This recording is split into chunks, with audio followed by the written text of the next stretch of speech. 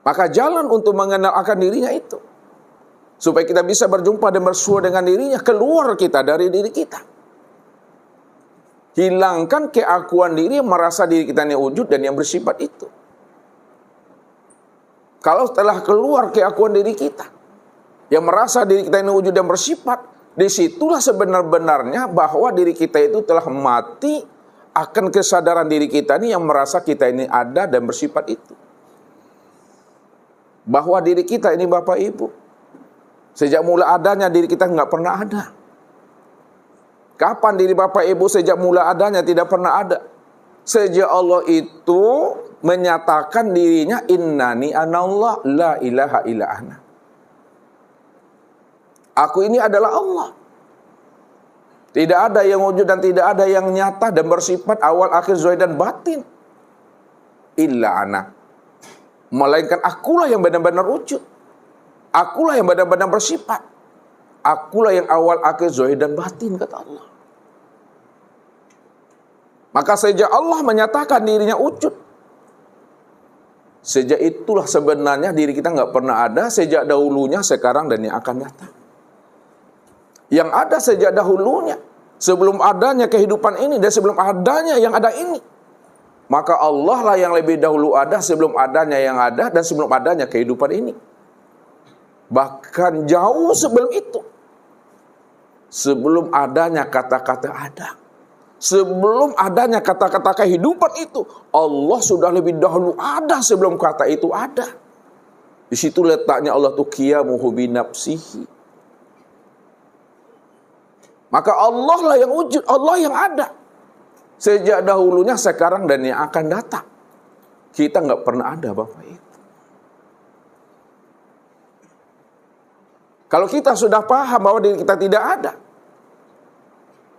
hanya Allah yang wujud dan Allah yang ada, maka disitulah keluar suatu kalimat sebagai kesadaran Tuhan dalam diri, menyatakan la haula wala quwata illa billah. Tidak ada kudratku, tidak ada iradatku. Tidak ada aku ini yang wujud, yang sama, yang basar, yang kalam, ilmu kuda, iradah, dan hayat. Melainkan hanya Allah lah semata-mata yang wujud. Allah lah semata-matanya yang sama, basar, kalam, ilmu kuda, iradah, dan hayat itu. Itulah yang dikatakan illah billah. Tidak ada yang lain selain daripada dirinya. Karena dialah yang tunggal dan dialah yang ahad Bapak Ibu. Qul huwallahu ahad. Katakanlah bahwa Allah itu adalah ahad.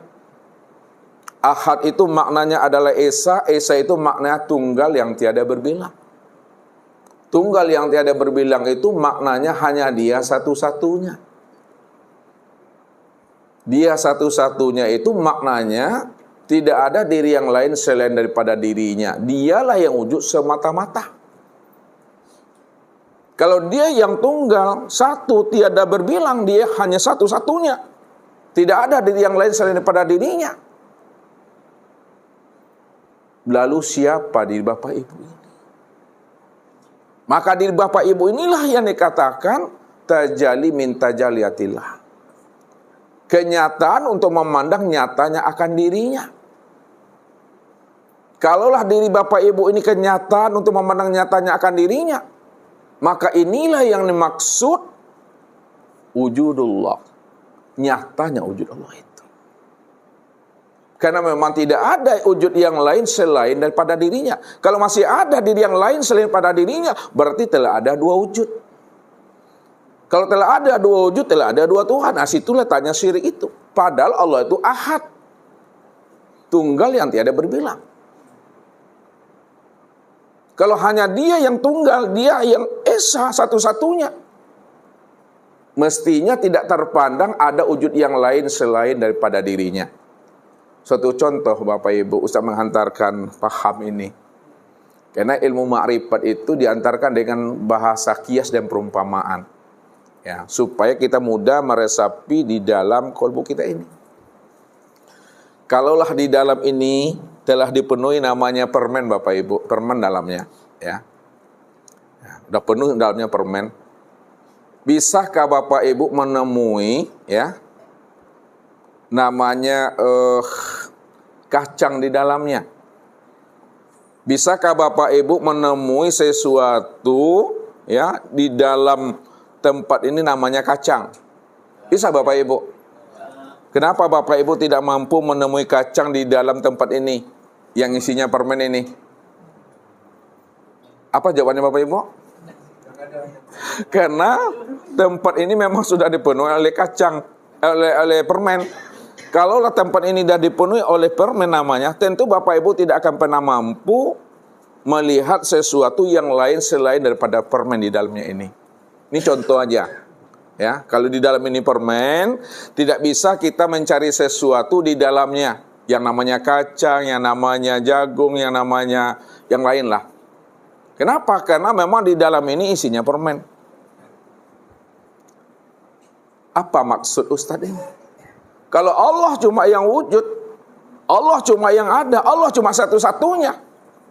Wujudnya itu mikulli syai'in muhit. Wujudnya itu sudah nyata meliputi seisi alam ini. Bisakah Bapak Ibu menemui sesuatu selain Allah pada seisi alam ini? Bisa Bapak Ibu menemui sesuatu selain Allah seisi alam ini? Tidak pernah bisa.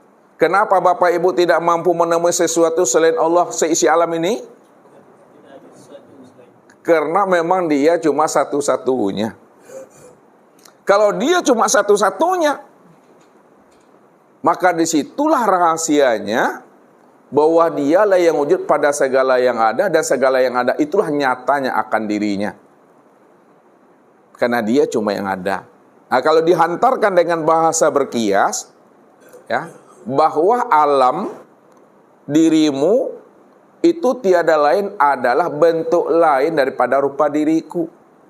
Akulah dirimu, dirimu bukanlah diriku. Kalaulah dirimu bukan aku, maka dirimu itu sebenarnya bentuk lain daripada rupa diriku. Kalaulah dirimu itu bentuk lain daripada rupa diriku, maka dirimu itu itulah nyatanya aku sebenarnya.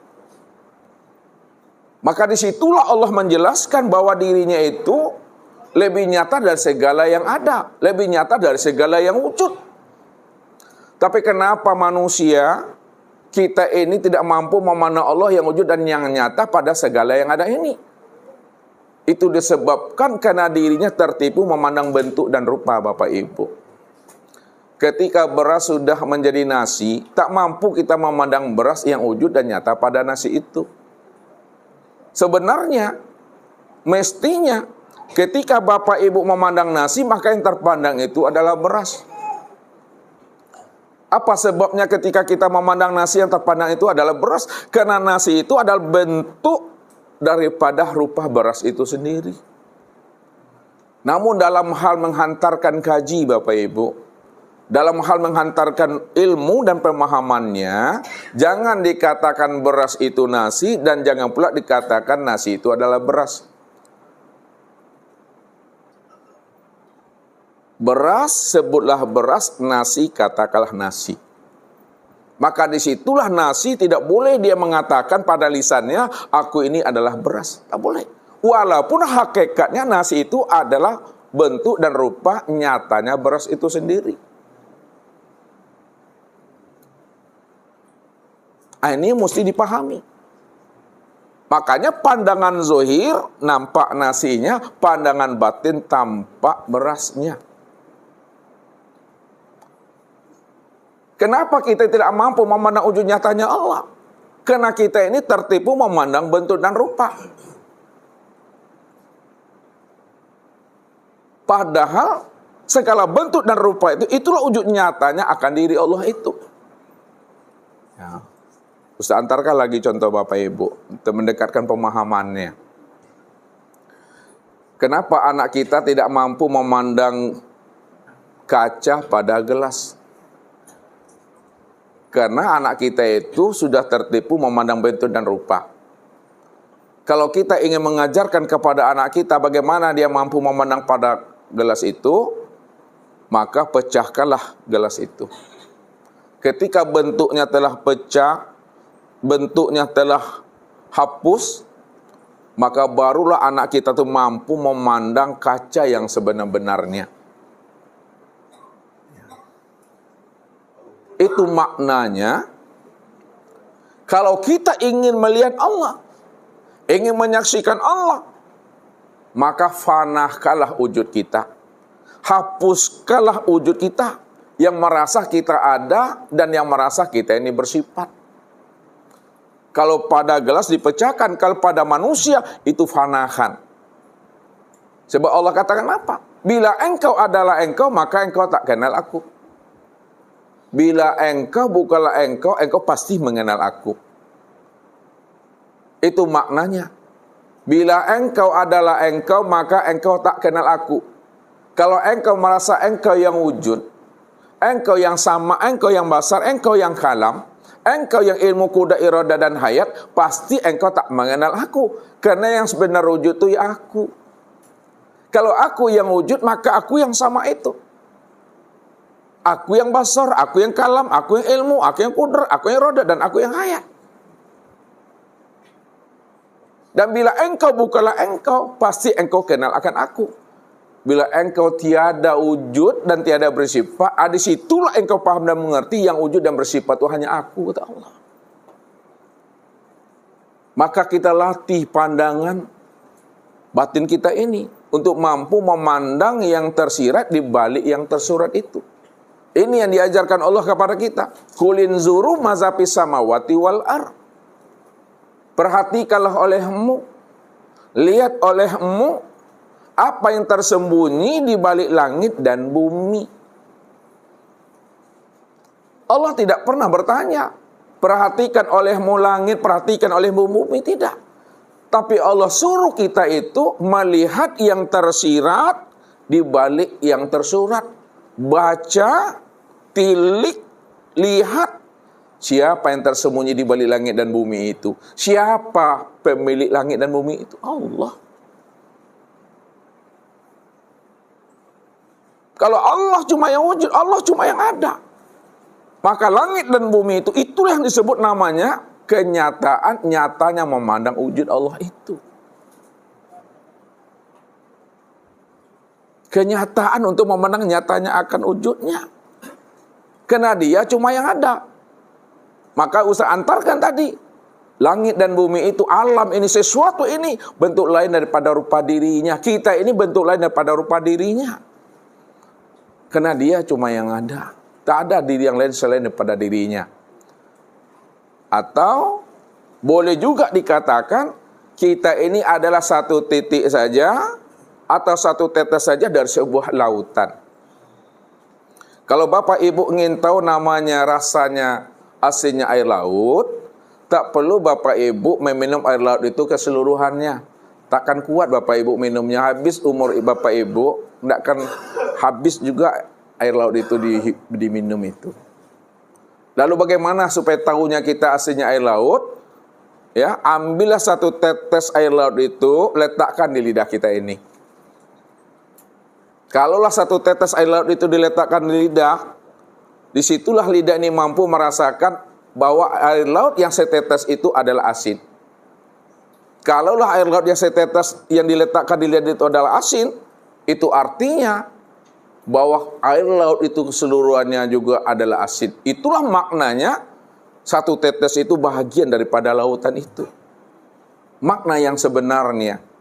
Kalau kita ingin kenal Allah, tak perlu Bapak Ibu mengkaji alam semesta ini seisinya. Tak cukup umur kita. Ya. Makanya kalau kita ingin kenal Allah, kenalilah diri kita ini. Siapa diri kita ini yang sebenarnya? Disinilah dikatakan oleh Allah tentang rahasia diri kita ini. Al-insanu sirri wa sirri sifati wa sifati la ghairi. Dirimu itu, insan itu adalah rahasiaku. Rahasiaku itu adalah sifatku dan sifatku itu tiada lain adalah diriku. Maka siapa yang mampu mengenal akan hakikat rahasia dirinya, disitulah dia mengenal Allah, bahwa sesungguhnya dirinya itu adalah satu tetes dari sebuah lautan itu. Kalau boleh dikatakan Allah itu lautan, kita ini satu tetes daripada bahagian daripada diri Allah itu. Ini kalau maksud wajah alulahu min ibadi juz'an, bahwa sesungguhnya dirimu itu bahagian daripada diriku. Tapi kenapa kita kadang gamang dan khawatir mengatakan diri kita ini bahagian daripada dirinya? Padahal kita selalu mengutarakan kalau ada sahabat dan keluarga kita meninggal, kita utarakan inna lillahi wa inna ilaihi raji'un. Sesungguhnya asal kita ini dari Allah dan kembali kepada Allah. Kalau asal kita ini Allah, itu maknanya bahwa diri kita ini bahagian daripada dirinya. Mana yang dikatakan asal kita ini bahagian daripada dirinya? Maka disinilah baca alam pada diri, baca diri di dalam diri. Di dalam diri ada diri, dalam diri ada rahasia diri. Dalam rahasia diri itulah aku wujud menjadi rahasia dirimu. Mana yang diri Bapak Ibu itu? Untuk lebih memahaminya Bapak Ibu tentang siapa diri Bapak Ibu ini, tunggulah pesan-pesan berikut ini. Baik Bapak Ibu ya. Jadi sebelum ajal datang, sebelum namanya kematian itu datang kepada diri Bapak Ibu, di mana Bapak Ibu telah mampu berjumpa bersua dengan Allah itu. Ya, untuk berjumpa dan bersua dengan Allah itu, ya, wajib kita ini mengenal akan diri kita ini yang sebenar-benarnya. Nah, kalau kita ada kenal akan diri kita yang sebenar-benarnya, disitulah kita mampu mengenal akan Tuhan itu. Karena dia cuma yang wujud semata-mata dan tidak ada wujud yang lain selain daripada dirinya. Nah, makanya sebelum adanya segala yang ada, siapa yang lebih dahulu ada sebelum adanya yang ada Bapak Ibu? Hanya dia. Sebelum adanya kehidupan, siapa yang lebih dahulu ada sebelum adanya kehidupan itu? Hanya dia. Nah, kalau dia yang ada sebelum adanya kehidupan, lalu yang mana yang dianya itu? Nah, ini yang dikatakan Allah dalam surah Al-Insan ayat 1. Hal ata alal insan hinu minad dahri lam yakun syai'an mazkura. Telah datang kepada manusia satu waktu dari masa yang tidak pernah bisa disebut. Kenapa tidak pernah bisa disebut? Tidak bisa dikatakan. Karena memang sesuatu itu belum ada. Ya. Diri Bapak Ibu kita ini belum ada. Jangankan diri Bapak Ibu ini belum ada, langit dan bumi juga belum ada. Jangankan langit dan bumi belum ada, aras lu kursi mahfuz juga belum ada. Jangankan aras lu kursi mahfuz belum ada, sorga dan neraka pun juga belum ada. Jangankan sorga dan neraka Bapak Ibu, nur saja juga belum ada. Jangankan nur Bapak Ibu, namanya saja juga belum ada. Lalu siapa yang ada? Yang ada itu adalah si Maha Ada. Kata-kata si Maha Ada pun juga belum ada. Jadi apa yang mesti bisa dibilang lagi? Itulah yang membuat aku nih paning aku. Ini yang katakan dia dalam keadaan nih.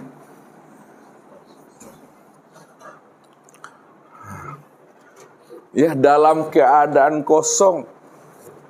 Ini yang disebut dalam keadaan kosong itu disebut namanya masalah ta'yin namanya.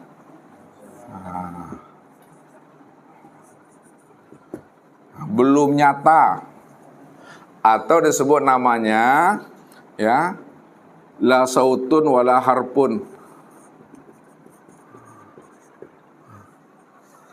Ya, tidak ada kata dan suara. Karena tidak ada kata dan suara, ini juga yang disebut namanya dengan hu. Dia semata-mata. Dia semata-mata itu juga disebut namanya dengan wujud mutlak. Atau disebut juga namanya wujud hakiki. Atau disebut juga namanya zatul bihal. Atau disebut juga namanya zatul bahdi. Apalagi namanya itu? Ghaibul ghuyub.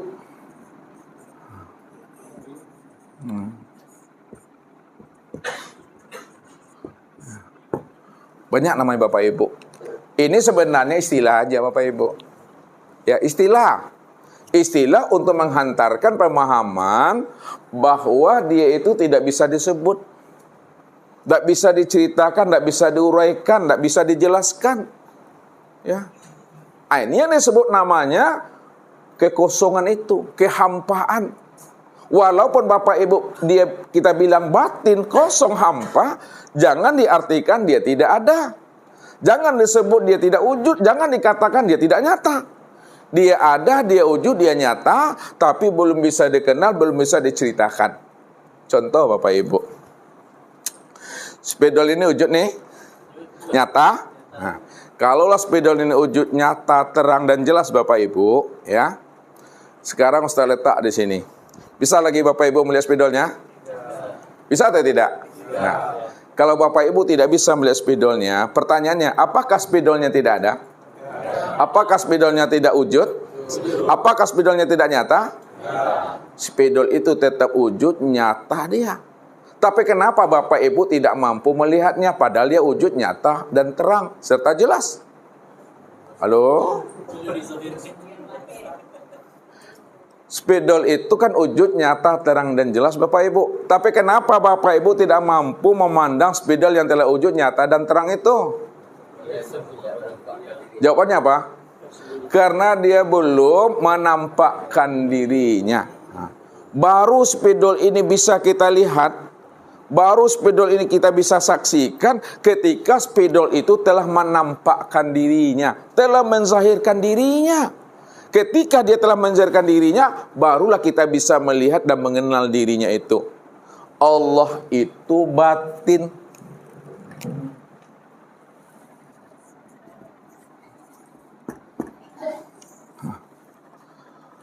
Allah itu batin, ya.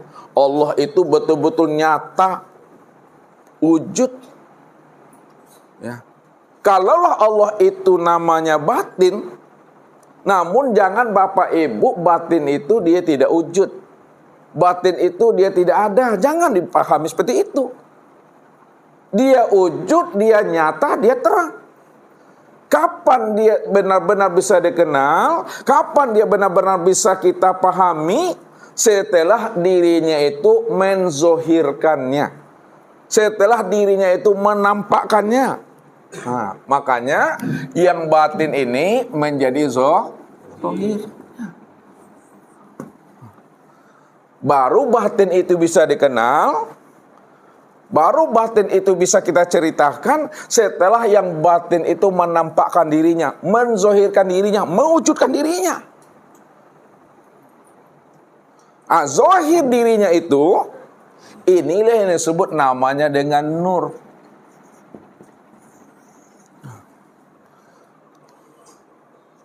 Zohir dirinya itu yang disebut namanya dengan nur. Kalaulah di zohir dirinya itu adalah nur, maka nur inilah yang dikatakan waja'alu lahu min ibadi juz'an, bahwa nur itu sebenarnya bahagian daripada diriku. Inilah yang disebut namanya bahagian daripada dirinya itu.